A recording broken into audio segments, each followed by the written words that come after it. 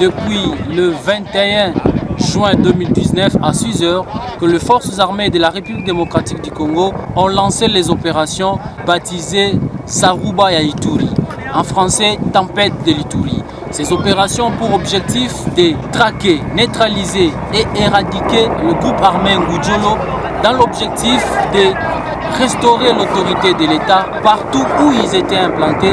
L'objectif est de déloger tous ceux hors-la-loi afin que l'autorité de l'État puisse être établie dans les territoires de Djougou et Mayagi. Nous avons identifié ces hors-la-loi grâce à la présence du chef d'état-major général adjoint chargé des opérations et renseignements, le lieutenant-général Amici Kumba Gabriel.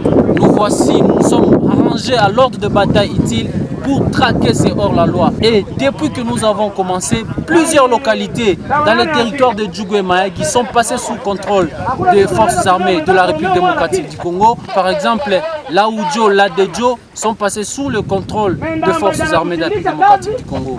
Avec les meilleurs éléments des forces armées, nous nous sommes engagés des hélicos, de tout ce qui est à notre disposition. L'État, le gouvernement congolais a mis le moyen conséquent pour arriver à neutraliser. Là, la face est vers Ouago. C'est là où l'objectif, c'est le plus grand bastion de ces hors-la-loi. Après qu'ils ont commis des forfaits, ils pillent, ils tuent, ils dérangent la quiétude de la population.